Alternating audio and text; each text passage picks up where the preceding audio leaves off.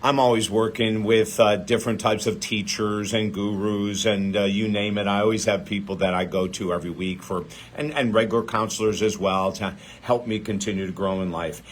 And I have a question that was asked of me by one of my professionals the other day. She said to me, David, when you look in the mirror, do you see the real you?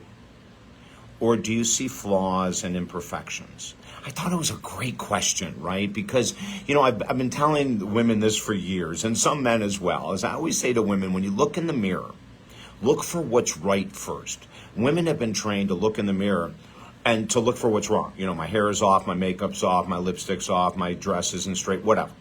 And we've been training women, no, don't go there. Look for what's right first. Look for what's good first. Look for what you love about yourself first. And then say, I need to straighten my hair. And that's totally fine, right? But when my therapist asked me that question, when I look in the mirror, do I really see who I am? I had to pause for a second, and I said, I'm not sure. And she said, well, let me tell you who you are. And she went to list all these incredible things, that I don't ever think about. My mom drilled in me humility. I swear to God, I don't take credit for much in my life. Thanks to my mom. And actually, I'm very grateful to be that humble and to not have to be constantly talking about me or myself or my accomplishments or whatever it might be. But she said, David, you are one of the most accomplished men I've ever met in my life. Now, this woman's happily married and everything, so it's not like there's anything going on, right, from her side or my side. We've been professional friends for years, and we trade each other's services. I'll help her when she needs it, and she's helping me right now, and it's immense. But she said, you're one of the most accomplished men I've ever met. You're one of the most sensitive and observational therapists I've ever met. You're one of the most incredible writers I've ever met. And she went on and on and on. And at the end of it, and she says, now, can you say those same things?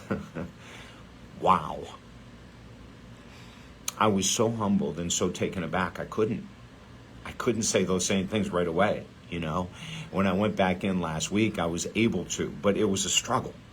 And she looked at me and she said, do you know why it's a struggle? And she said, your humility is getting in the way of reality. And she said, I love how humble you are, but you also have to really appreciate what you've accomplished here on earth.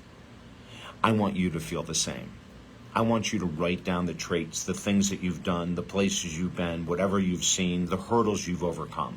I want you to look at yourself as one of the most accomplished people ever. And as we start to do this on a daily basis, I always say put this stuff in writing, right? We start to lift our spirits. We start to elevate. We start to rise in our human consciousness. We start to feel better about ourselves. Our self-confidence, our self-esteem increases. We start to look more to help others. Listen. If you don't know who you are or you're struggling with low self-confidence, low self-esteem, reach out to me, okay? I'll create a program for you and I'll make sure you can afford it. How does that sound? Doesn't matter what we currently charge. If you want to work on boosting your confidence and self-esteem, email me at talkdavid.com. We've got a program I'll put you in right away. It's extremely discounted. It's very, very, very inexpensive. And we can get you moving in a powerful direction. Email me at talkdavid.com. 45 years as a counselor, #1 best-selling author, and more. And the only thing I want to do is help this world heal. Have a beautiful day.